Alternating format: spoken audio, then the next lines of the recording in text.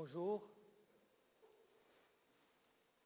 Chers étudiants, on va continuer notre cours sur les muscles de la jambe et du pied. La dernière fois, on s'est arrêté au niveau des muscles de la loge antérieure. Muscles de la loge antérieure qui sont en nombre de 3, tibial antérieur, extenseur propre de la luxe et extenseur commun des orteils. Et on revient au schéma de muscle tibial antérieur. Le muscle tibial antérieur, il va prendre naissance au niveau de la face antéro-latérale du tibia par un corps musculaire qui est assez volumineux. Il se prolonge par un tendon qui passe sous ce qu'on appelle le ligament frondiforme. C'est l'équivalent du ligament annulaire au niveau du carpe. Le rôle de ce ligament frondiforme, c'est plaquer les tendons qui passent au niveau de la face antérieure de la cheville contre la cheville pour qu'ils ne se décollent pas. Et puis, la terminaison va se faire au niveau du premier cunéiforme, et plus la base du premier métatarsien. Donc voici la terminaison. L'innervation maintenant. L'innervation, elle est assurée par le nerf fibulaire. Le nerf fibulaire, et quel nerf fibulaire? Le nerf fibulaire profond. Il s'appelle aussi le nerf sciatique, poplité externe. Donc le nerf, voici le tronc du nerf sciatique. Ça, on l'a vu la dernière fois quand on a vu les muscles ischio-jambiers. Et on a dit que ce nerf sciatique va libérer un nerf du côté externe qu'on a appelé le SPE. Donc ici, c'est SPE. Il s'appelle aussi nerf sciatique poplité externe ou bien le nerf, il s'appelle le nerf fibulaire. Et la deuxième branche, c'est le SPI, ou bien le nerf, c'est le nerf tibial.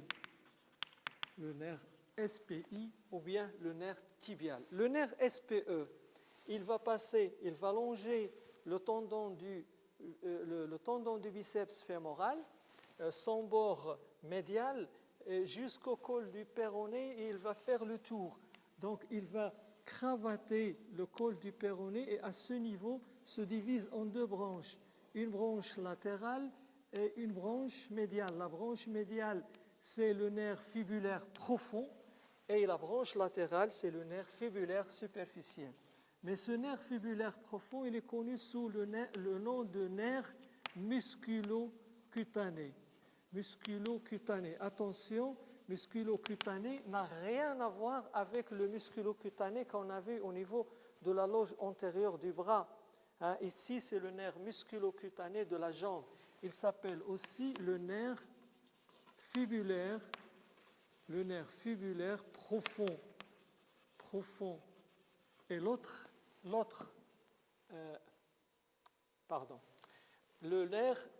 nerf tibial antérieur. J'ai fait une confusion. Le nerf tibial antérieur, le nerf musculocutané, c'est l'autre nerf. C'est l'autre nerf. Donc le nerf qui est du côté externe, attendez, donc je peux prolonger la flèche jusqu'à ici et ça devient maintenant correct. Donc le nerf musculocutané, nerf fibulaire superficiel. Et le deuxième nerf qui passe au niveau de la loge antérieure de la jambe et qui va innerver le muscle tibial antérieur, c'est le nerf, ici, c'est le nerf tibial antérieur. Il s'appelle aussi le nerf fibulaire profond. Voilà, maintenant c'est clair. Profond.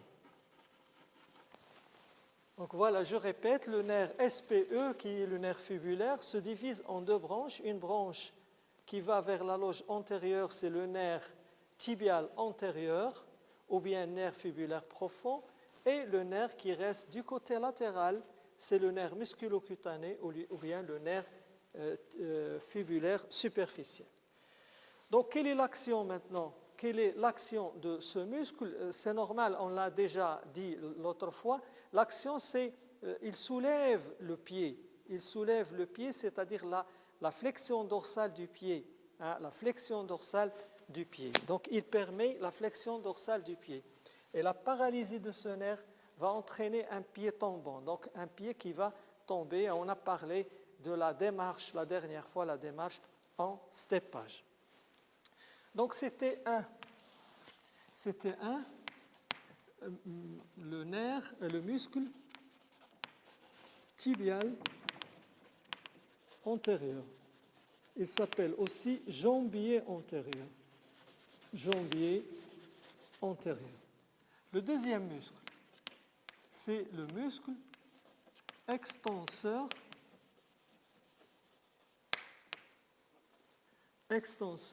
propre de la luxe. La luxe, ou bien l'extenseur propre du premier, ou bien l'extenseur propre du gros orteil. Donc, il a trois noms. Extenseur propre de la luxe, extenseur propre du premier, ou bien l'extenseur propre du gros orteil. L'origine de ce muscle, il est au niveau de la membrane interosseuse. La membrane interosseuse, c'est la membrane qui est située entre tibia et fibula. Au niveau de la membrane interosseuse et en même temps au niveau du fibula. Donc le muscle va commencer, ou bien il va prendre origine à ce niveau. Ensuite, il va former un tendon. Ce tendon va passer au-dessous du ligament frondiforme et il se dirige vers le gros orteil, jusqu'à la deuxième phalange. Attention, jusqu'à la deuxième phalange. Pourquoi la deuxième phalange? Parce que c'est un long. Il vient de la jambe. Donc tous les muscles qui viennent de la jambe sont des muscles longs. On les appelle aussi longs. Long extenseur propre de la luxe. Long extenseur propre de la luxe. Voilà, donc il va se terminer au niveau de P2. P2 du gros orteil. Donc voilà l'origine. L'origine, c'est la membrane interosseuse plus fibula. Le trajet, il est parallèle au précédent, vertical vers le bas. Il passe sous le ligament frondiforme et se dirige vers le gros orteil. La terminaison, c'est la face dorsale de P2, de la deuxième phalange du gros orteil. L'innervation, c'est toujours le nerf tibial antérieur ou bien le nerf fibulaire profond. Quelle est son action? C'est l'extension de la deuxième phalange du gros orteil sur la première. Extension de la deuxième phalange sur la première. Extension de P2 sur P1. Comment on explore? Il suffit de poser le doigt sur la face dorsale de la deuxième phalange et on demande aux malades, aux patients, de réaliser une extension de la deuxième phalange contre résistance. Le troisième muscle, c'est l'extenseur commun. Extenseur commun. Extenseur commun des orteils. Extenseur commun des orteils. Donc, ce muscle extenseur commun des orteils, il va prendre naissance au niveau du fibula, au niveau de sa face antérieure. Ensuite, il va avoir un trajet vers le bas. Donc, c'est le troisième muscle ici. C'est le troisième muscle. Il va former un tendon qui est assez épais, ce tendon est assez épais, qui passe sous le ligament frondiforme et il va se diviser, c'est normal, il se divise en 4 faisceaux, se divise en 4 tendons. Donc je le mets ici, le pourtour, je le mets en blanc pour qu'il soit visible. Voilà. Et là, voici le ligament frondiforme et le tendon qui passe sous le ligament frondiforme et se divise en 4 tendons. Chaque tendon se dirige vers un méta, se dirige vers un orteil. C'est pour cela on dit l'extenseur, le long extenseur commun aux différents orteils. Et quand il arrive au niveau de l'articulation métatarso-phalangienne, il va réaliser une anatomie identique à celle de l'extenseur de la main. Vous vous rappelez quand on a étudié l'extenseur de la main, quand il arrive au niveau de l'articulation métacarpophalangienne, il se divise en 3 bandelettes. La même chose. Ici, le tendon se divise en 3 bandelettes, 2 bandelettes latérales, une bandelette médiane. La bandelette médiane va se terminer au niveau de la 2e phalange et les 2 bandelettes latérales vont se fusionner de nouveau pour former une bandelette terminale et cette bandelette terminale va se terminer au niveau de la base de la 3e phalange. Donc l'anatomie il est identique exactement à celle des extenseurs au niveau de la main. Et on a déjà fait un schéma de grossissement qui nous a montré la terminaison des trois bandelettes. Donc voilà, on complète ici les jambes. Le muscle qui est au milieu, c'est l'extenseur propre. C'est extenseur propre du premier. Et le muscle qui est le plus en dehors, c'est l'extenseur commun des orteils. On peut ajouter long. On peut ajouter à chaque muscle long. Pourquoi? Parce que ce sont des muscles extrinsèques. On va voir ça quand on va étudier le pied. Ce sont des muscles extrinsèques qui vont venir du pied, de la jambe vers le pied. Donc voilà, on a terminé le premier volet de la question, c'était les muscles de la loge antérieure. Il y a un 4e muscle, mais c'est un muscle qui est inconstant. Un muscle inconstant, je vous ai parlé des muscles inconstants au début de la séance, donc au début du cours, sur les muscles de la jambe et du pied, et je vous ai dit que le muscle inconstant, c'est le 3e fibulaire. Le 3e fibulaire, c'est un petit muscle qui va prendre naissance au niveau de la partie distale du fibula et qui va se terminer sur la base du 5e métatarsien. C'est un muscle qui fait partie de la loge antérieure. On l'appelle le 3e fibulaire, mais c'est un muscle qui est inconstant. Maintenant, c'était les muscles de la loge antérieure, maintenant les muscles de la loge latérale. Muscles de la loge latérale. Ces muscles de la loge latérale sont au nombre de 2. Ce sont le long fibulaire et le court fibulaire. Long fibulaire et court fibulaire. Pour les étudier, on va réaliser un schéma de profil. Schéma de profil, c'est-à-dire c'est une vue latérale de la jambe et du pied, vue latérale de la jambe et du pied, montrant les muscles longs et courts fibulaires. Donc allons-y, on va réaliser ce schéma d'une vue de profil de la jambe et du pied. Donc la partie supérieure sera représentée par le tibia. Le tibia de profil va avoir à peu près cette anatomie. Donc nous avons ici le massif spinal et là nous avons le plateau tibial, le reste du plateau tibial. Et puis nous avons le tibia sur une vue de profil. En bas, il va former une malléole postérieure, c'est ce qu'on appelle la troisième malléole, et puis une marge antérieure.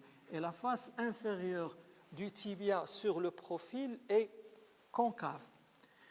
Là, c'est la tubérosité tibiale et latéralement, nous avons ici fibula. Fibula qui va marquer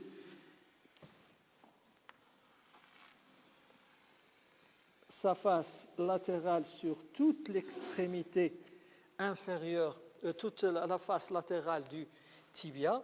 Et puis, je vais effacer cette partie, c'est normal, parce que c'est le passage du fibula. Et en bas, qu'est-ce qu'on va réaliser? On va réaliser le schéma du pied. Donc, le squelette du pied, le premier os, c'est le talus sur une vue latérale. Ça, c'est le talus avec son col et puis sa tête. Là, c'est la tête du talus. Donc, le talus, et puis en bas, nous avons le calcaneus. Le calcaneus, voici le calcaneus. Le calcaneus, qui, talus, s'articule avec le scaphoïde et le calcaneus avec le cuboïde. Après viennent les cunéiformes avec les métas. Donc les métas, ce sont des métas qui vont se superposer. C'est pour cette raison on va les mettre l'un juxtaposés par rapport à l'autre jusqu'au cinquième. Voilà, on le voit en totalité. Puis les phalanges, le premier orteil avec ses 2 phalanges et les autres avec 3 phalanges. Voilà, donc c'est le squelette du pied. Donc, on commence. Le premier muscle, c'est le long fibulaire. Le long fibulaire, premièrement, muscle long fibulaire.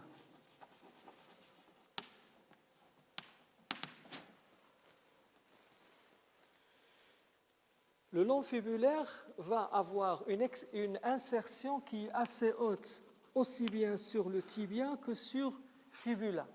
Il va réaliser même une arcade entre les deux. Et après, on va assister à la formation d'un volumineux muscle qui va couvrir toutes les 2/3 pratiquement supérieurs du fibula et il se prolonge en bas par un tendon. Donc, origine, c'est la face latérale et supérieure du fibula, plus en partie sur le tibia. Il forme un tendon.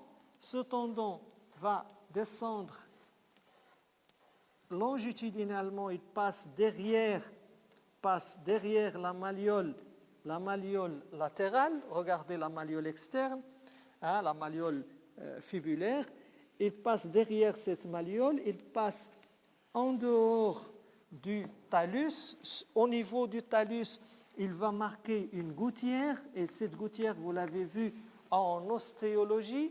En ostéologie, vous avez vu cette gouttière, c'est la gouttière des fibulaires, et puis il va aller jusqu'au cuboïde, il passe sous le cuboïde, au-dessous du cuboïde, et on va le perdre. Pourquoi? Parce que c'est un tendon qui va longer la plante du pied. Donc, il va passer sous la plante du pied.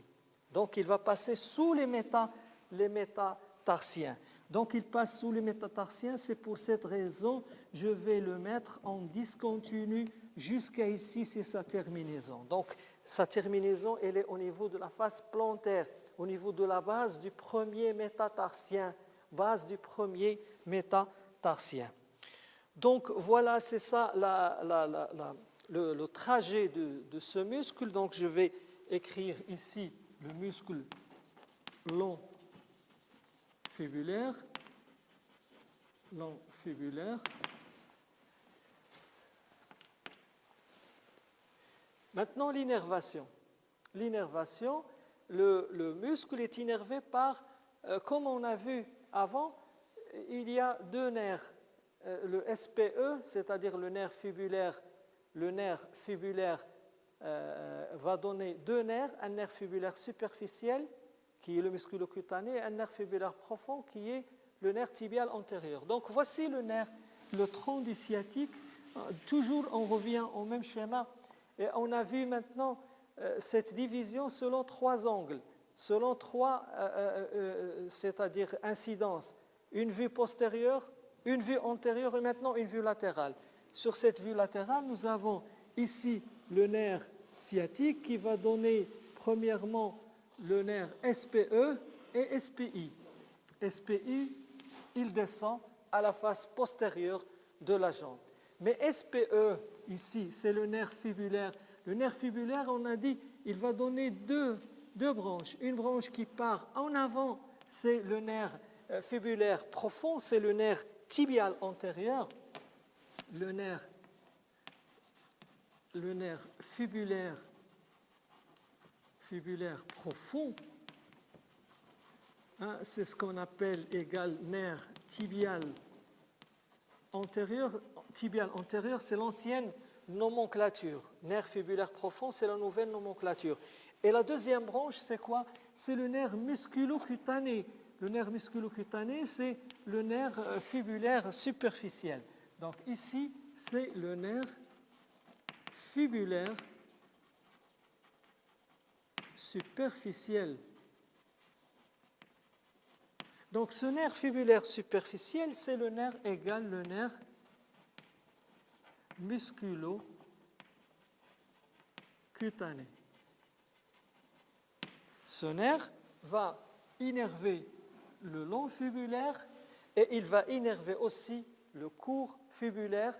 Après, il va devenir cutané parce que le musculocutané, il va innerver toute la face latérale de la jambe et le bord latéral du pied. Donc, il a deux fonctions, une fonction motrice et une fonction sensitive. Donc voilà, on a vu l'origine, le trajet il passe derrière la malléole latérale, à la face latérale du calcaneum, et puis la terminaison, c'est la base du premier métatarsien. L'innervation, c'est le nerf musculocutané ou bien le nerf fibulaire superficiel. Maintenant, quelle est son action? Son action, on va la voir en même temps avec l'action du court fibulaire. Quand on va voir le court fibulaire, on va voir l'action des deux. Donc le deuxième muscle, après le long fibulaire, le deuxième muscle, c'est le muscle court fibulaire.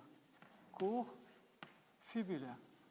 Le muscle court fibulaire est un muscle qui est parallèle au précédent, c'est-à-dire il va occuper surtout la partie moyenne du fibula, la face latérale du fibula, et après il va donner un tendon. Voilà, il forme un tendon qui va être parallèle au long fibulaire. Il descend longitudinalement, il passe derrière la malléole latérale. Voilà. Donc voici le tendon du court fibulaire. Il passe à la face latérale du talus, du calcaneum, sur lequel il va laisser une empreinte, une gouttière. C'est la gouttière du fibulaire, du court fibulaire. Et puis, la terminaison, c'est là. La terminaison, c'est la base de M5. Base de M5. Donc là, c'est la base de M5. Et le premier, c'est-à-dire le long fibulaire, c'est la base de M1. Donc voilà, c'est la terminaison du court fibulaire qui est au niveau de la base de M5.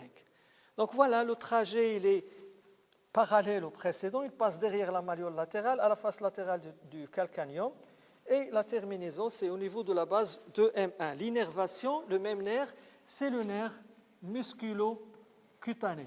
c'est-à-dire le nerf fibulaire superficiel. Maintenant, quelles sont les actions des muscles fibulaires? Les muscles fibulaires, ils vont intervenir premièrement dans le mouvement d'éversion. Qu'est-ce que c'est que l'éversion? L'éversion est un mouvement qui combine trois fonctions. Il combine premièrement la flexion dorsale du pied, deuxièmement l'abduction du pied et troisièmement la rotation externe, de telle sorte que la plante du pied va regarder du côté latéral, du côté externe. La plante du pied regarde en dehors. Le mouvement inverse sera quoi? Sera inversion. Inversion, ça veut dire le mouvement de flexion plantaire, adduction et rotation interne, de telle sorte que la plante du pied regarde en dedans. Donc, le mouvement inversion, c'est le contraire du mouvement éversion. Donc, que font les muscles longs et courts péronniers, longs et courts fibulaires? Ils vont assurer une éversion du pied, c'est-à-dire orienter la plante du pied vers le dehors. Ça, c'est la première fonction. La deuxième fonction, qui est une fonction importante sur le plan physiologique et surtout la physiologie au niveau de la cheville, c'est ce qu'on appelle, il intervient dans ce qu'on appelle la proprioceptivité. C'est quoi la proprioceptivité? La proprioceptivité, c'est un phénomène réflexe. Je vais vous l'expliquer. Supposons quelqu'un qui marche, il est en train de marcher, ensuite, regardez, imaginez, ça c'est le pied. Quand on appuie, on sent qu'on a posé le pied. Cette sensation, c'est une sensibilité profonde, ce qu'on appelle la sensibilité profonde. Elle fait intervenir le fuseau, ça vous allez le voir en physiologie nerveuse, il fait intervenir le fuseau neuromusculaire qui se trouve où? Au niveau de la capsule, au niveau des ligaments, au niveau des muscles, même au niveau des structures ligamentaires. Il y a un fuseau, forme de spire, des terminaisons nerveuses en forme de spire. Une fois le tendon ou bien le muscle ou bien le ligament est étiré, il y a une excitation de ce fuseau neuromusculaire qui va envoyer un influx nerveux vers où? Vers la moelle épinière. C'est un phénomène réflexe. C'est pour cela, quand on marche, et on pose le pied, on a cette sensibilité, c'est la sensibilité profonde. Qu'est-ce qui se passe? Supposons on fait un faux pas, c'est ce qu'on appelle le faux pas. Le faux pas, c'est quoi? C'est qu'au lieu de poser le pied sur un sol qui est régulier, on peut le poser sur un sol irrégulier, ou bien sur un caillou, ou bien sur un galet. Donc notre pied, il va partir rapidement vers le dedans, vers le varus. C'est le faux pas. Donc quand il part vers le varus, que font les ligaments? Les ligaments se sont étirés. Et pour ne pas avoir un mouvement qui est excessif, qui va déchirer ces ligaments, il y a ce réflexe qu'on a décrit, ce qu'on appelle le réflexe proprioceptif, c'est-à-dire un influx nerveux qui va partir des ligaments vers la moelle épinière et revenir par un retour. Et le retour, il est moteur. Et les moteurs, il va où? Il va vers ces deux muscles, c'est-à-dire les muscles longs et courts fibulaires. Il va les exciter, il va les contracter. Et quand ils vont se contracter, ils vont tirer sur quel bord? Bord latéral ou bord médial du pied? Ils vont tirer sur le bord latéral. Donc, ils vont tirer le pied vers le dehors pour limiter au maximum le départ vers le dedans, pour limiter le varus forcé. Et ce varus forcé est grave s'il complète, s'il est prolongé, il va casser les malléoles, il va donner des fractures bimalléolaires, il va donner une entorse grave de la cheville. Ce qui fait ce réflexe, c'est un réflexe protecteur. Il protège la cheville contre les dégâts, contre les fractures et contre les déchirures. C'est ce qu'on appelle le réflexe proprioceptif. Donc voilà la deuxième fonction. Ils interviennent dans le réflexe proprioceptif, qui a un but de protéger la cheville contre quoi? Contre la fracture et contre les entorses graves. Entorse grave, c'est la déchirure du ligament. Mais les fibulaires, ils freinent ce mouvement de varus. Autre chose, si il y a certaines personnes qui contractent brutalement, ça c'est une remarque. C'est une remarque qu'on fait. Quand ils contractent brutalement le muscle court fibulaire, ils peuvent arracher la base du cinquième métatarsien. Il peut être désinséré au niveau de sa zone, sa terminaison. Voilà les deux fonctions essentielles du long et du court fibulaire. Et comme ça, on a fini les muscles de la loge latérale. Maintenant, les muscles de la loge postérieure. Muscles de la loge postérieure. Les muscles de la loge postérieure sont au nombre de 5. Les muscles de la loge postérieure sont au nombre de 5 et qui sont disposés en deux couches, deux plans. Un plan superficiel, un seul muscle. Un plan profond, 4 muscles. Le plan superficiel, un seul muscle, lequel? C'est le triceps sural. C'est le triceps sural. Et puis, le plan profond est formé par 4 muscles, le poplité, le tibial postérieur, le fléchisseur propre du gros orteil et le fléchisseur commun. Donc, on va réaliser un premier schéma qui va nous montrer le plan superficiel et après, on va enlever le plan superficiel et on va aller vers le plan profond. Donc, schéma du plan superficiel. On aura besoin de ça. On aura besoin de l'extrémité inférieure. L'extrémité inférieure du fémur, c'est obligatoire. Donc, l'extrémité inférieure du fémur, elle est formée par les deux condyles fémoraux. Voici les deux condyles fémoraux, le condyle fémoral latéral et le condyle fémoral médial. L'extrémité inférieure étant coupée à ce niveau, et au-dessus du condyle fémoral, nous avons le tubercule supracondylien latéral, médial et latéral. Ensuite, nous avons l'extrémité supérieure du tibia. Nous sommes là du côté latéral et ici du côté médial. Pourquoi? Parce que c'est une vue, c'est normal, c'est une vue postérieure. De ce côté, nous avons fibula.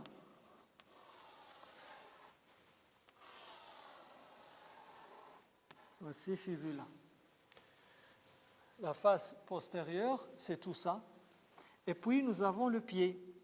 Le pied, nous avons le calcaneum.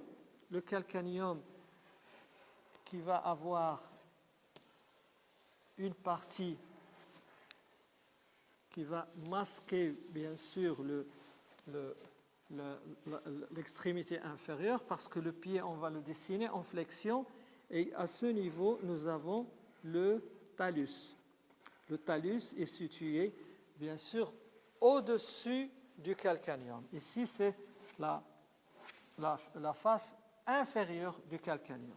Scaphoïde et cuboïde. 3 cuniformes. Nous sommes au niveau de la vue plantaire. Et le premier métatarsien,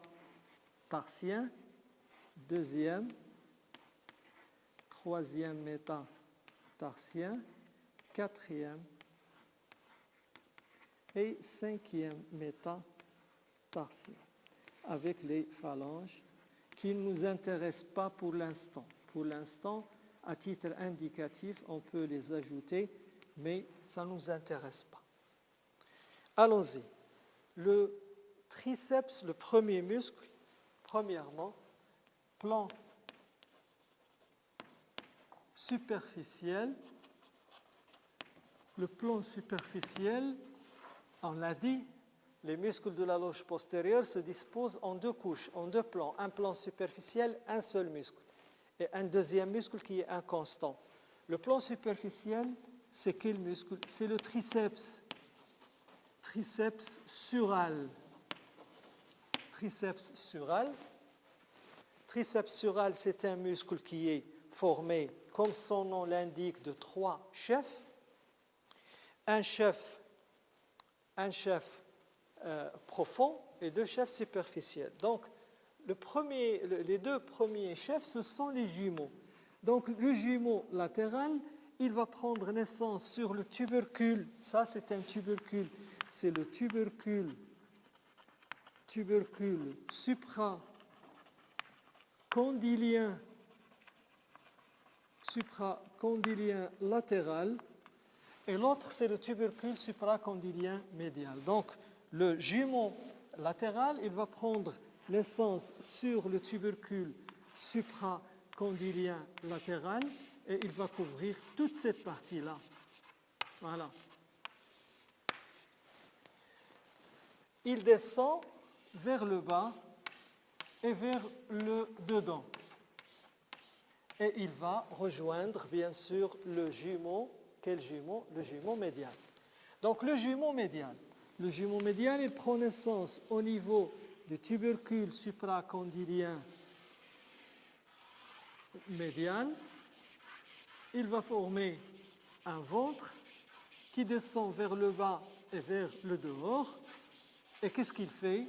Il va rejoindre le jumeau latéral pour former un tendon.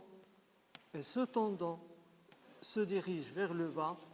C'est ce qu'on appelle le tendon d'Achille. Ce tendon d'Achille vient se terminer sur la partie moyenne de la face postérieure du calcanéum. Voilà, c'est le tendon d'Achille.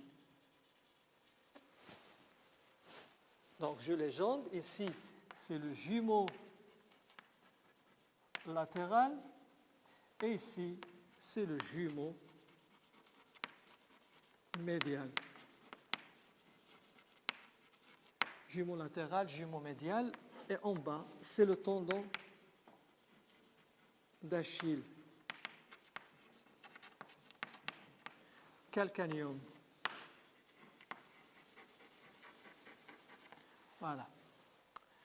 Donc, à l'origine, les tubercules supracondyliens, les deux muscles vont se rejoindre pour former un seul tendon qui est le tendon d'Achille qui se termine au niveau de la tubérosité, au niveau de la face postérieure de la tubérosité calcanéenne. Face postérieure de la tubérosité calcanéenne. Quelle est l'innervation? L'innervation, c'est bien sûr SPI. SPI, vous vous rappelez, donc on a fini avec SPE. Ici, c'est SPE, c'est le nerf fibulaire, mais il y a SPI. SPI qui descend et qui va aller en avant des jumeaux. Donc, les deux muscles vont recevoir leur innervation à partir du nerf SPI. SPI ou bien le nerf, ce qu'on appelle le nerf tibial. Quelle est la fonction? La fonction, on va la voir quand on va voir le troisième muscle. Le troisième muscle, c'est quoi? C'est le solaire. Donc, le triceps sural est formé de trois muscles, formé des deux jumeaux, plus un troisième muscle qui est le muscle solaire. Donc je vais, sur cette plage, ici, je vais compléter le schéma en montrant bien sûr le solaire. Donc nous avons ici l'extrémité inférieure du fémur. L'extrémité inférieure du fémur avec la naissance des jumeaux. Ici, vous avez l'échancrure intercondylienne, le plateau tibial avec là le tibia. Le tibia et du côté latéral, nous avons fibula. Donc là, nous avons ici la malléole interne, malléole externe. Ensuite, nous avons le calcanéum. Calcanéum, sa face inférieure. Je vais placer le tendon d'Achille.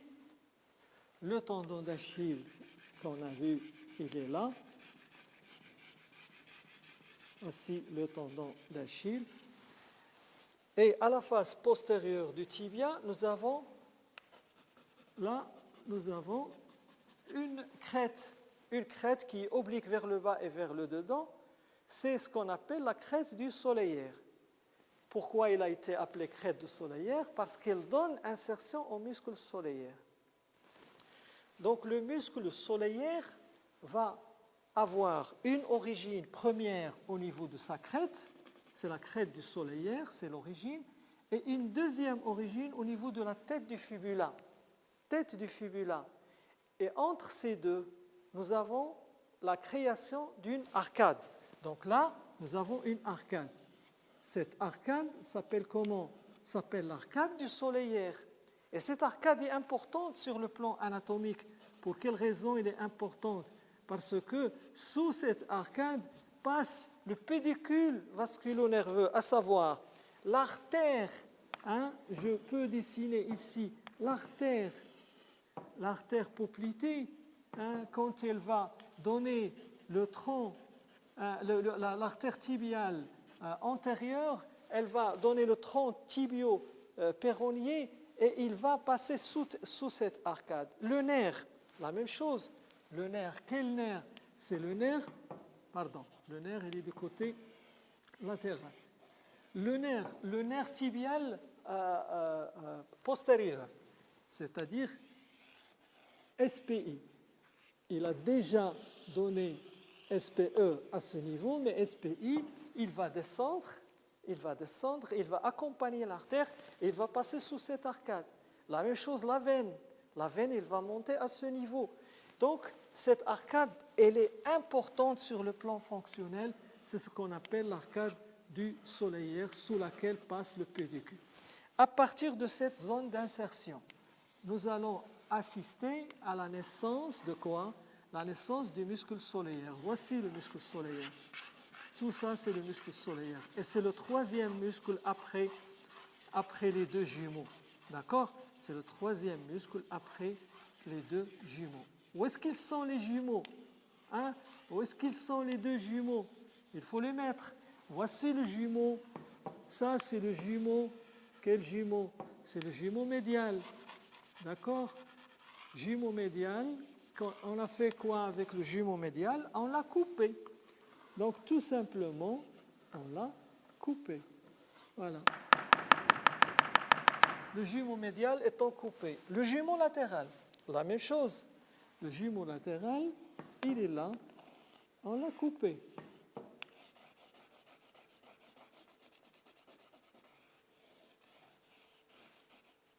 Il est coupé. Donc, on a coupé les jumeaux en haut.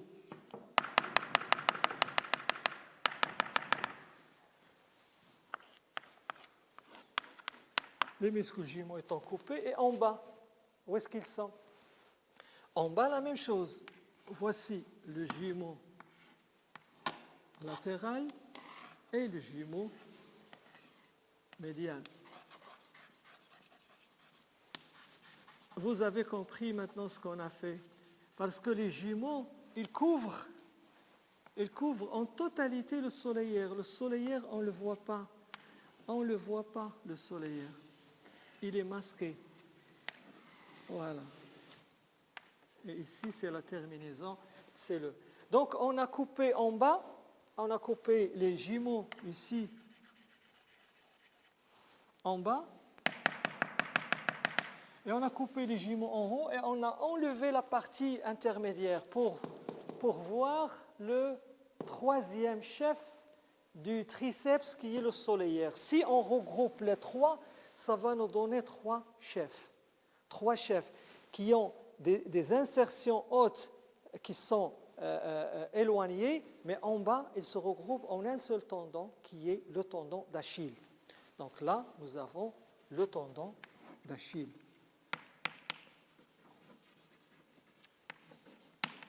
Tendon d'Achille.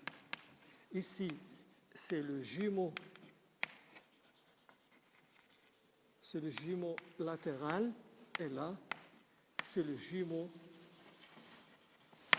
médial.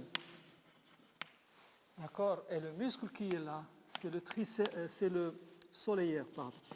C'est le solaire. Le solaire. Innervé par quel nerf? Innervé par le nerf SPI, c'est-à-dire le nerf tibial postérieur. Maintenant, quelle est la fonction de tout ce muscle? Tout ça, c'est un seul muscle, hein? Les deux jumeaux plus le solaire. Quelle est la fonction du triceps? La fonction, il intervient dans la marche. Pourquoi? Parce que quand on veut passer le pas, quand on veut propulser vers l'avant, c'est-à-dire le pied qui est en arrière, le talon étant posé, supposons lors de la marche, le pied qui est en arrière, le talon, il est contre le sol, il est sur le sol. Et quand on projette le corps vers l'avant, on est obligé de faire une flexion dorsale. Cette flexion dorsale, c'est-à-dire on doit marcher sur les pointes pour passer le pas. Donc, la phase de propulsion impose l'intervention du muscle triceps sural. Deuxième fonction, c'est le muscle qui nous permet de marcher sur les pointes. Si on veut marcher sur les pointes, c'est le triceps. Sans triceps, la marche sur les pointes est impossible. D'ailleurs, quand il y a une paralysie du SPI, c'est-à-dire paralysie du tibial postérieur, la manœuvre qu'on va faire chez notre malade, on va lui demander de marcher sur les pointes ou bien se mettre sur les pointes à l'aide des deux, c'est-à-dire des deux pieds. On voit que le pied intact, normal, il se met sur les pointes du pied, la pointe du pied, par contre, le pied paralysé, impossible. Donc la paralysie du triceps va donner ce qu'on appelle une démarche talonnière. Le malade, il marche sur le talon, il appuie sur le talon pour marcher. Il ne peut pas décoller le talon du plan du sol. Donc voilà le premier plan. C'était le plan superficiel. Maintenant, le deuxième plan. Le deuxième plan, c'est le plan profond. Le plan profond. Et le plan profond comprend combien de muscles? Il comprend 4 muscles. 4 muscles. On va essayer de les mettre sur un seul schéma, hein, pour résumer. Donc, le plan profond est formé de 4 muscles. Quels sont ces 4 muscles? On va passer de ce côté, du côté gauche. Donc, nous allons réaliser un schéma. Voilà, le schéma est le suivant, c'est-à-dire, voici l'extrémité supérieure du tibia, ensuite la diaphyse, la malléole interne. Du côté latéral, nous avons, voici la crête du solaire. Ça suppose, pour arriver à ce plan, qu'est-ce qu'on a fait? On a enlevé les deux jumeaux et on a enlevé le solaire, obligatoirement, parce que le solaire fait partie du plan superficiel. C'est un élément du triceps. Le triceps, c'est le muscle superficiel. Donc, on a enlevé on a enlevé quoi? On a enlevé le triceps. Et là, nous avons la crête du solaire et la face postérieure du tibia est marquée par la présence d'une crête longitudinale qui va diviser la face postérieure en 2 plages, en 2 surfaces, une surface latérale et une surface médiale. Donc, fibula du côté externe, voilà. Et nous avons le calcaneum.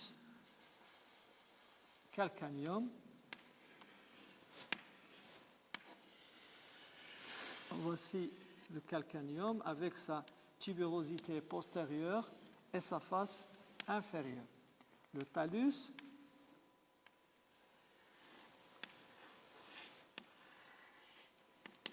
avec scaphoïde, cuboïde, les 3 cunéiformes et les métatarsiens avec les phalanges.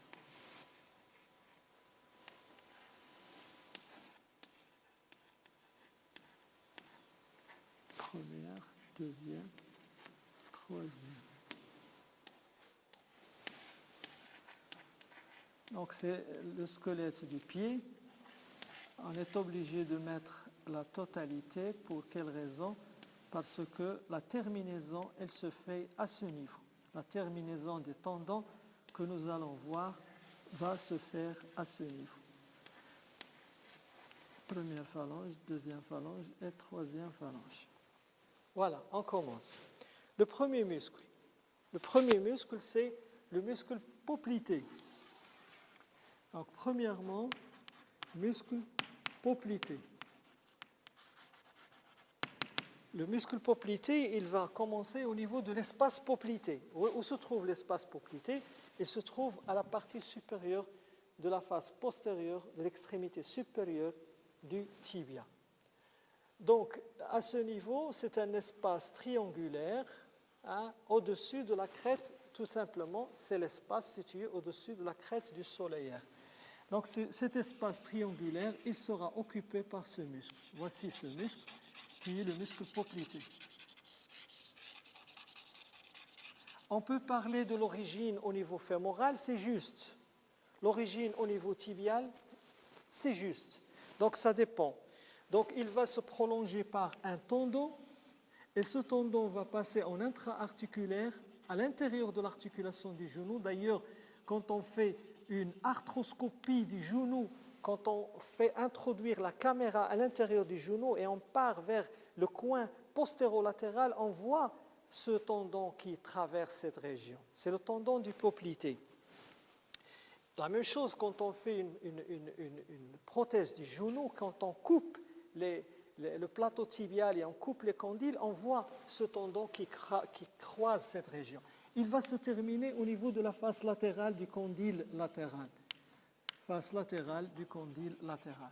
Si on prend l'origine ici, il va se terminer au niveau de la surface poplitée. Donc c'est le muscle poplité. Muscle poplité. Donc voilà, l'origine, la surface poplitée, le trajet vers le haut et vers le dehors se prolonge par un tendon qui se termine au niveau de la face latérale du condyle latéral. Il est innervé par le nerf SPI ou bien nerf tibial. Il va innerver ce muscle. Et quelle est son action? Il intervient très légèrement dans la flexion du genou parce que c'est un muscle qui est très court et il intervient dans la rotation de l'axe jambier, la rotation médiale de l'axe jambier par rapport au fémur. Donc, action faible. Le deuxième muscle, c'est le fléchisseur ou bien le fléchisseur, le long fléchisseur, on peut dire long fléchisseur propre du premier. Le long fléchisseur propre du premier, il va prendre naissance au niveau de la face postérieure du fibula. Face postérieure du fibula. Ensuite, regardez le trajet. Le trajet, il est oblique vers le bas et vers le dedans. Il va former un tendon. Ce tendon passe derrière la malléole médiale. Derrière la malléole médiale. Et puis, se prolonge et prend le chemin vers l'axe du premier rayon, vers l'axe du premier méta. Il va se terminer à quel niveau? Au niveau de la deuxième phalange, parce que c'est un long, toujours les longs, au niveau de la dernière phalange. Donc, dernière phalange, deuxième phalange, face plantaire du gros orteil. Donc, le muscle sera le muscle long fléchisseur propre du premier. On continue. Donc voici l'origine, la face postérieure du fibula. Trajet, il forme un tendon qui passe derrière la malléole médiale. Terminaison, face plantaire de P2.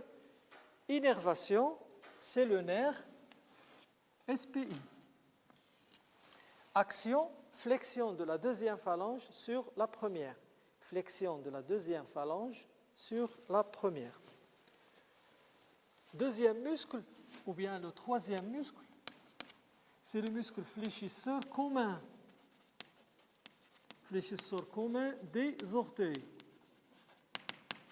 Le fléchisseur commun des orteils, vous voyez que la face postérieure du tibia est divisée par cette crête. Donc, il va se placer du côté latéral, donc à ce niveau. Au-dessous, bien sûr, de la crête du soleillère. La crête du soleillère, aucun muscle ne la dépasse parce qu'elle est barrée par l'insertion du muscle soleillère. Donc, voici le muscle qui se forme et il va former un tendon qui va croiser celui du long fléchisseur commun. Ils vont se croiser au niveau rétro et sous-malléolaire médial. Voilà. Et une fois au niveau de la plante du pied, ce tendon, qu'est-ce qu'il fait? Il va se diviser en 4. 1, 2, 3 et 4. Il va donner 4 tendons. Ces tendons, chaque tendon se dirige vers un métatarsien. Et ces tendons, ils vont se terminer à quel niveau? Au niveau de la troisième phalange des orteils, par une terminaison unique. Terminaison unique, c'est-à-dire ils ne vont pas se diviser. D'accord? Voilà.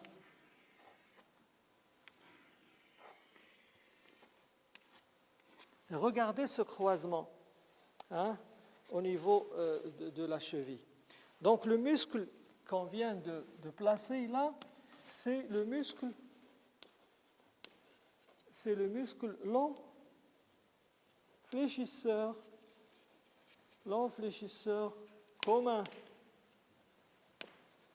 commun des orteils. Long fléchisseur commun des orteils. L'innervation, toujours, c'est le même nerf. C'est le nerf tibial postérieur. Le nerf tibial. Et quelle est son action? C'est la flexion des 4 derniers orteils. Flexion des 4 derniers orteils et surtout flexion du troisième phalange sur la deuxième. Cette fonction est importante. Flexion de la troisième phalange sur la deuxième, c'est une fonction qui intervient lors de la marche. Quand on marche et on pose le pied sur le sol, faites l'expérience, quand on marche et on pose le pied sur le sol, quand on veut passer l'autre pas, on est obligé de fléchir les orteils. C'est une sorte de griffe. C'est une sorte de griffe qu'on fait pour accrocher le pied sur le sol. Et c'est la manière avec laquelle notre pied ne va pas glisser, ne va pas reculer vers l'arrière. Involontairement, on le fait. Donc, il intervient aussi dans la marche en accrochant la plante du pied au sol. C'est le fléchisseur commun des orteils. 4e muscle, et c'est le dernier, c'est le c'est le muscle tibial postérieur, ou bien jambier postérieur égale jambier postérieur. Où se trouve ce muscle? Logiquement, et vous le voyez clairement, il ne va se placer qu'entre les deux précédents. Donc, il va se placer à ce niveau, au milieu. C'est-à-dire, il va occuper la face latérale, ou bien la surface latérale de la face postérieure de la diaphyse tibiale. Surface latérale de la face postérieure de la diaphyse tibiale. Donc, il va occuper plus la membrane interosseuse. Voilà, le muscle, il est au milieu. Vous arrivez à distinguer entre les 3 muscles, donc le muscle étant au milieu. et puis il va former un tendon qui va passer derrière la malléole interne, et il va se terminer à quel niveau? Il va se terminer au niveau du scaphoïde tarsien, au niveau du scaphoïde. Donc là, il va passer et il va venir se terminer au niveau du tubercule du scaphoïde. Mais il y a des faisceaux, 3 autres faisceaux qui vont aller vers les cunéiformes et vers la base du deuxième métatarsien, deuxième, troisième. Donc il va y avoir des faisceaux qui vont aller beaucoup plus loin vers les cunéiformes et vers la base des métas. Mais on retient essentiellement l'insertion au niveau du scaphoïde tarsien. Donc je marque ici scaphoïde. C'est l'os naviculaire scaphoïde tarsien. C'est la terminaison du muscle qui est au milieu, là. Le muscle qui est au milieu, c'est quoi? C'est le muscle tibial postérieur. Muscle tibial postérieur. Voilà, donc l'innervation, c'est toujours le même nerf, c'est le nerf tibial postérieur. Et quelle est son action? L'action du muscle, elle est inverse par rapport à l'action des fibulaires. Qu'est-ce qu'on a dit pour les fibulaires? Ce sont des éverseurs. Ils orientent le pied vers le dehors. Celui-là, c'est un inverseur.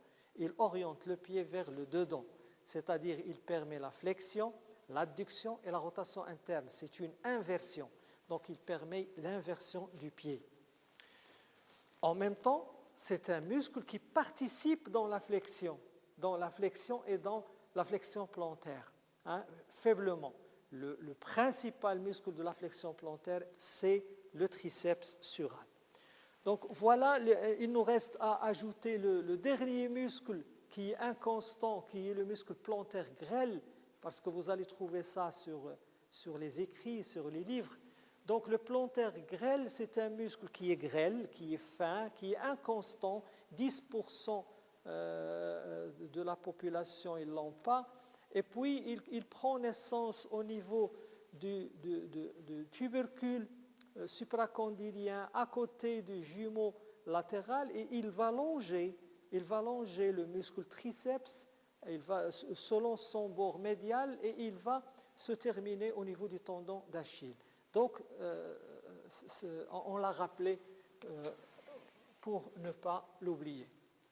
Donc voilà, on a fini avec les muscles de la jambe, et qui sont au nombre de 10, 3 en avant, 2 latéraux, et puis 5 en postérieur. On a vu les 10 muscles. Maintenant, on va passer à un nouveau chapitre, nouvelle partie, ce sont les muscles du pied.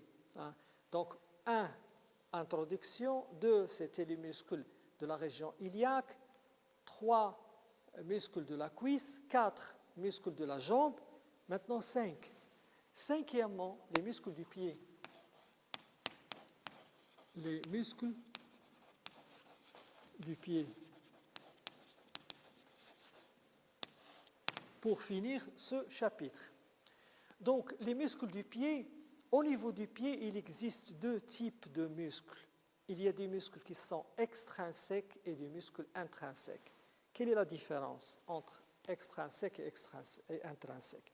Les muscles extrinsèques, ce sont des muscles qui vont naître à l'extérieur du pied, c'est-à-dire au niveau de la jambe.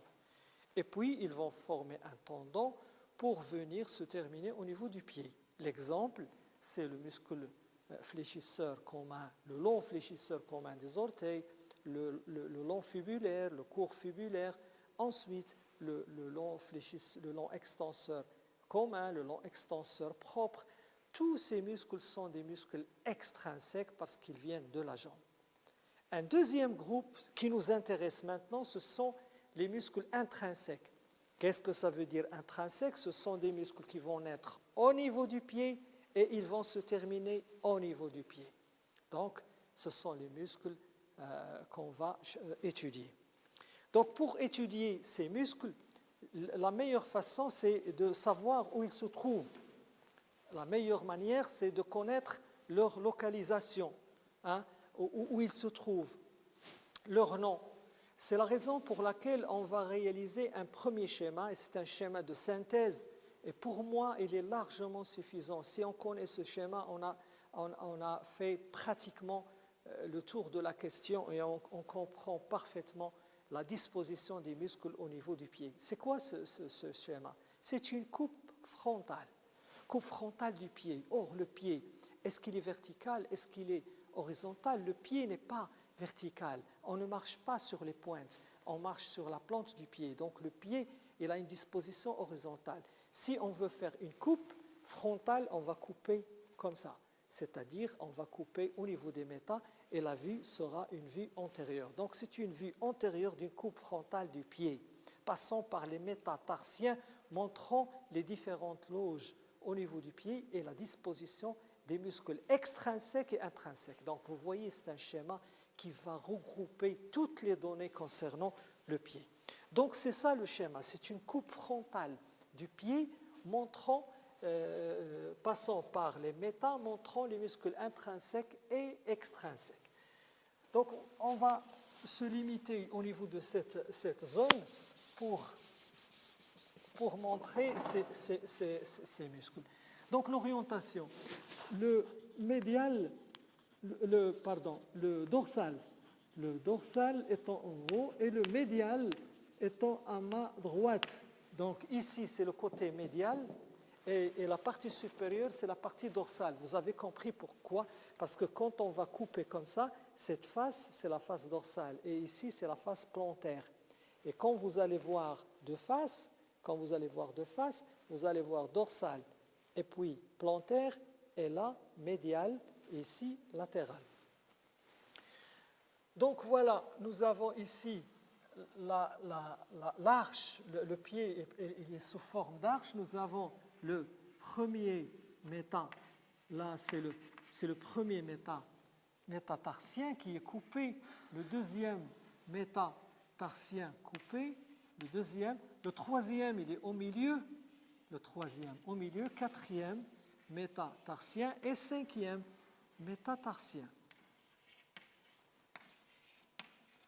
Donc vous voyez, les métatarsiens, d'abord, ils ne sont pas sur la même ligne, ils ne sont pas horizontaux, ils forment une sorte d'arche. Cette arche, c'est l'arche du pied normal. Si le pied était plat, ça ne marche pas. D'ailleurs, le pied plat est une maladie, c'est anormal, parce qu'elle engendre les douleurs, elle va engendrer l'arthrose, c'est-à-dire la destruction de l'articulation. Pour quelle raison? Parce que les forces ne sont pas uniformément réparties et les forces sont concentrées au niveau d'un point, ce qui va entraîner l'arthrose.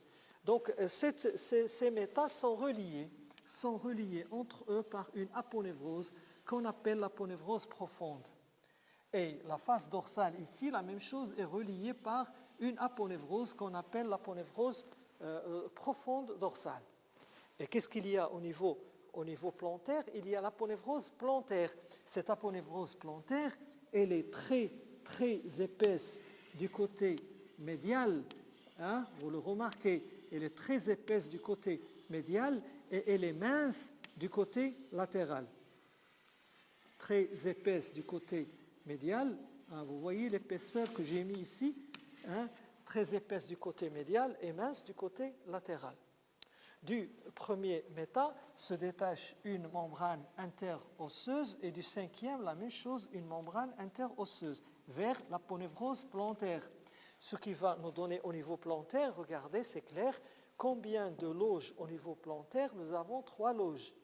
Cette loge, on va l'appeler la loge plantaire médiale, la loge plantaire moyenne et la loge plantaire latérale. Maintenant, au niveau dorsal. Au niveau dorsal, cette aponévrose, elle se continue avec la région dorsale et elle va former une dernière loge. Hein. Cette dernière loge, c'est la loge dorsale du pied. Donc, loge dorsale à ce niveau.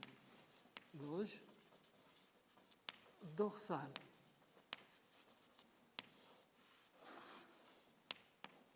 Loge plantaire loge plantaire médiale, loge plantaire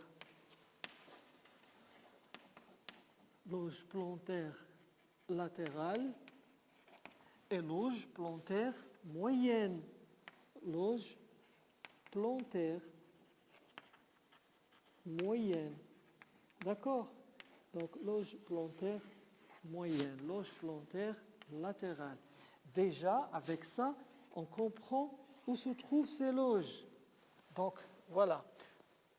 Chaque loge va avoir un certain nombre de muscles. Que ce soit des muscles intrinsèques ou extrinsèques. Donc là, le langage des couleurs intervient. Le langage des couleurs intervient d'une manière importante. C'est la raison pour laquelle on va choisir deux couleurs, rouge et on va choisir une couleur verte. Donc tout ce qui est vert, c'est extrinsèque. Tout ce qui est rouge, c'est intrinsèque. Comme ça, à partir de ce langage des couleurs, on va distinguer entre les muscles qui viennent de la jambe en vert et les muscles qui sont du pied sont en rouge, intrinsèques. D'accord? Donc, on va commencer par la loge dorsale.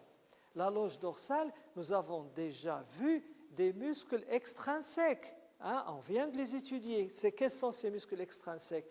L'extenseur propre de l'index, de l'hallux, et l'extenseur commun des orteils.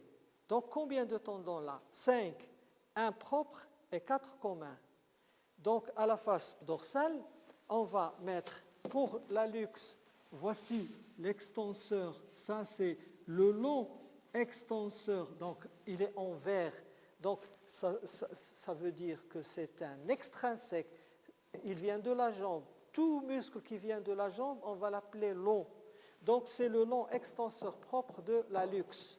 Et ici, 4 tendons. C'est quoi ces 4 tendons?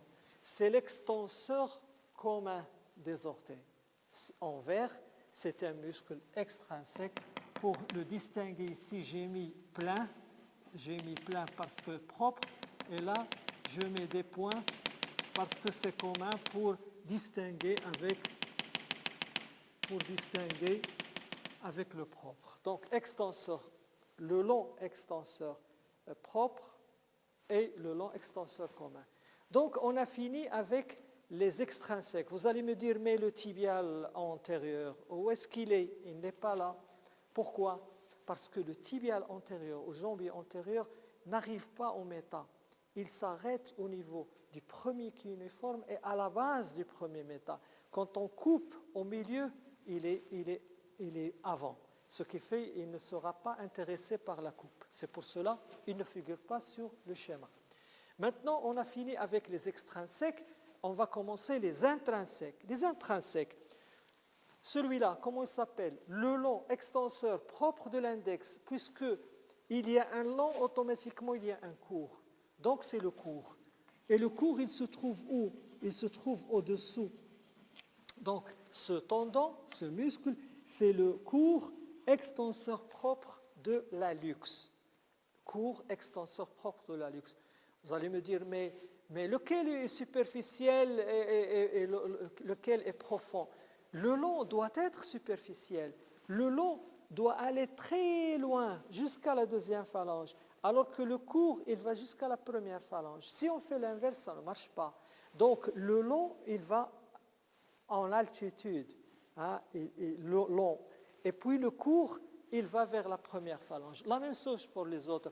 On va mettre le court extenseur commun. Seulement, au niveau du pied, est-ce que le cinquième, et c'est là la question, est-ce que le cinquième a un extenseur commun? Non. Le cinquième n'a pas d'extenseur commun.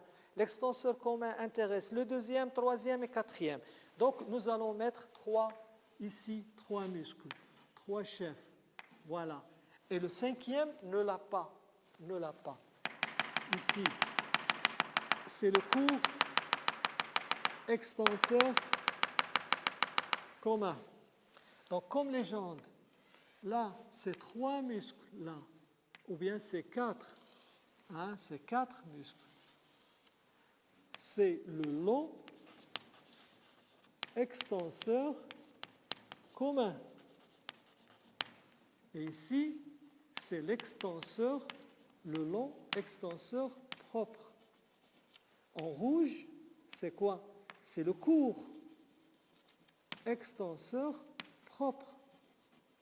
Le court extenseur propre. Et les autres, en rouge, c'est le court extenseur commun. Voilà, c'est clair maintenant. Maintenant, la loge plantaire. La loge plantaire, qu'est-ce qu'il y a? Il y a les muscles extrinsèques. Et qu'est-ce qu'on a dit? Les muscles extrinsèques seront schématisés en vert. Pour le gros orteil, il y a un long fléchisseur. Long fléchisseur, le voilà. Un long fléchisseur. Au niveau plantaire, les longs sont profonds. C'est l'inverse de dorsal. En dorsal, les longs sont superficiels, hein, alors que au niveau plantaire, les longs sont profonds. Donc nous avons ici le long fléchisseur propre du gros orteil. Maintenant, au niveau commun, il y a ce qu'on appelle le long fléchisseur commun des orteils. Le long fléchisseur commun, le voilà. Long fléchisseur commun. Long fléchisseur commun des orteils. Ça, c'est le long fléchisseur propre.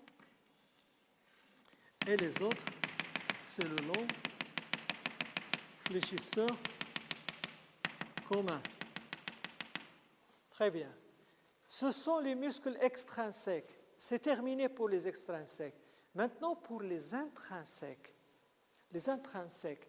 Les intrinsèques, chaque loge, comme j'ai dit, va comporter un certain nombre de muscles rouges parce que c'est intrinsèque.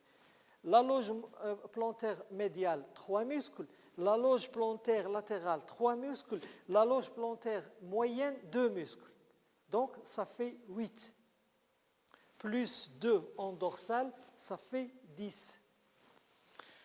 Donc, au niveau de la loge plantaire médiale, il y a un muscle du côté latéral,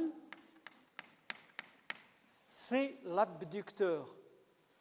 L'abducteur du premier. Mais vous allez me dire, ici c'est le médial et c'est abducteur? Oui, par rapport à l'axe du pied. Par rapport à l'axe, il va éloigner l'orteil de l'axe du pied, ça fait abduction. Un deuxième du côté médial et qui se chevauche avec la loge plantaire moyenne. Il vient aussi de la loge plantaire moyenne. C'est le muscle, quel muscle? Le muscle adducteur. Muscle adducteur, donc abducteur, adducteur. Et puis, il y a le court fléchisseur. Le court fléchisseur, le voilà, il est superficiel. C'est le troisième muscle, c'est le court fléchisseur.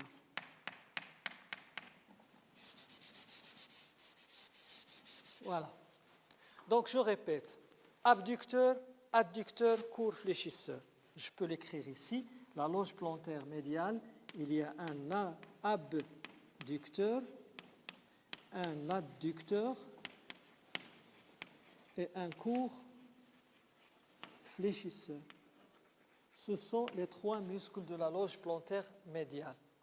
La loge plantaire latérale, il y a 3 muscles. Il y a un abducteur, comme le premier, abducteur.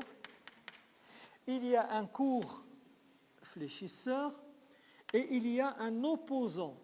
Là, il n'y a pas d'adducteur, il y a un opposant. Donc, voici les muscles, un abducteur, un court fléchisseur et un opposant. Voici les 3 muscles. D'accord? Donc, abducteur, court fléchisseur et opposant du 5e. Maintenant, la loge plantaire moyenne. La loge plantaire moyenne, comme on a dit, elle a 2 muscles. Le premier, il a la forme de carré. C'est le carré plantaire. Le carré plantaire, pour ne pas l'oublier, voici, on va le mettre comme ça. Le muscle carré plantaire. Il s'appelle aussi la chaire carrée. Le carré plantaire de Sylvius. hein, le muscle carré plantaire. Dans les anciens écrits, dans les livres anciens, vous allez trouver la chair carrée de Sylvius.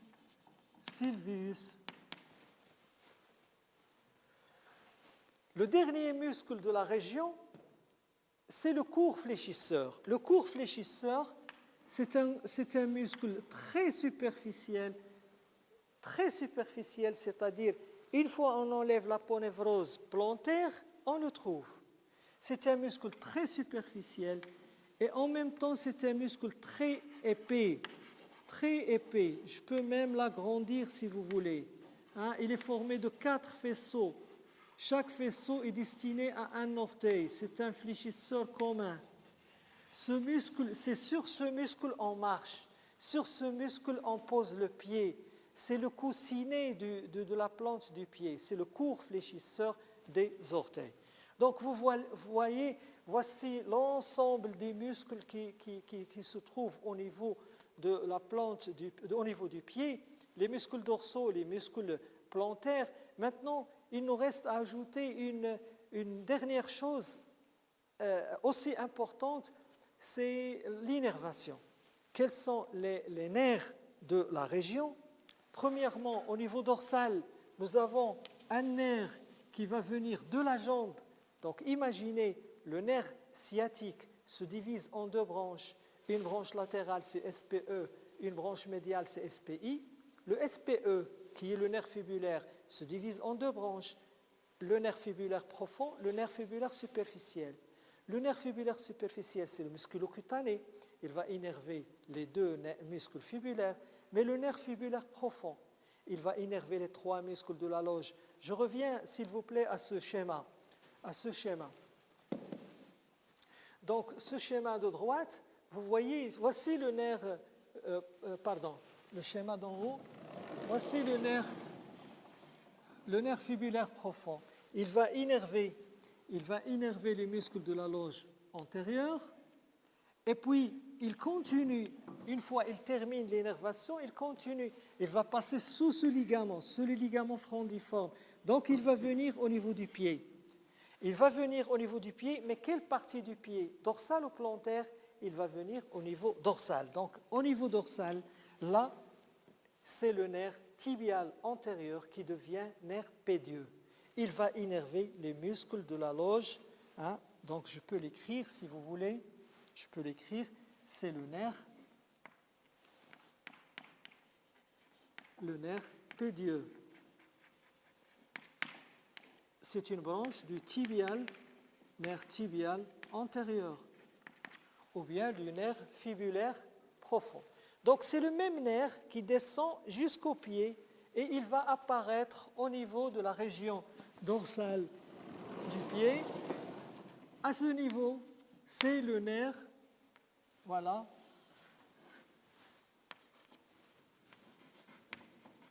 c'est le nerf pédieux. C'est le nerf que je vous ai montré. Donc ce nerf, qu'est-ce qu'il va faire? Il va innerver tous les muscles intrinsèques de la loge dorsale du pied. Il va innerver l'extenseur propre, le court extenseur propre, il va innerver le court extenseur commun.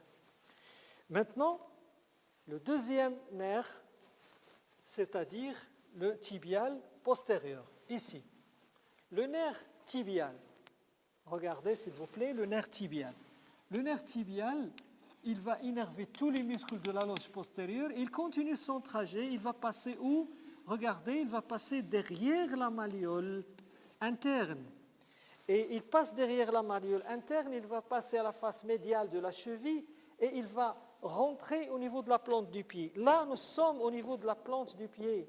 Nous sommes au niveau de la plante. Au niveau de la plante du pied, regardez, le nerf va se diviser en 2 branches. Une branche médiale et une branche latérale. Ça, c'est la division du nerf. Le nerf qui est au niveau de la plante s'appelle le nerf plantaire. C'est normal. Le nerf plantaire latéral. Et l'autre nerf qui est ici, c'est le nerf plantaire médial. Nerf plantaire médial. Le nerf plantaire médial. D'accord? Donc le nerf plantaire médial et latéral, si on fait une coupe ici, on va les trouver. On va trouver les deux nerfs. Je reviens au schéma. Je reviens au schéma et je vais trouver, au niveau de la loge médiale, qu'est-ce que je vais trouver? Je vais trouver le nerf plantaire médial. Et au niveau de la loge latérale, je vais trouver le nerf plantaire latéral. Bien sûr, il y a des branches qui vont être libérées vers, on va voir ça. Donc là, c'est le nerf plantaire médial. L'autre nerf, c'est le nerf plantaire latéral. Donc tous les muscles de la loge latérale seront innervés par le nerf plantaire latéral. Et tous les muscles de la loge médiale seront innervés par le nerf plantaire médial. Il nous reste les deux muscles médiaux. Pour le carré plantaire, il sera innervé par le nerf plantaire médial. Et pour le court fléchisseur, il sera innervé par le nerf plantaire latéral. Donc je peux faire comme ça et comme ça. Voilà, c'est un schéma que je vous demande de retenir. Pour quelle raison? Parce que c'est un schéma de synthèse. C'est un schéma qui résume tous les muscles de la région du pied, que ce soit au niveau dorsal ou bien au niveau plantaire. Il résume aussi la fonction, parce que nous avons ici les noms des muscles qui témoignent de leur fonction: l'abducteur, adducteur, fléchisseur, abducteur, opposant et fléchisseur. Et là, le court fléchisseur, là, c'est le long fléchisseur. Donc, vous avez déjà vu les fonctions de ces muscles au niveau de la main. C'est exactement la même fonction au niveau du pied, au point de vue, c'est-à-dire long, il va fléchir la troisième phalange sur la deuxième, et le court, il va fléchir la première phalange. Et bien sûr, au niveau dorsal, vous avez les extenseurs, ainsi que leur innervation.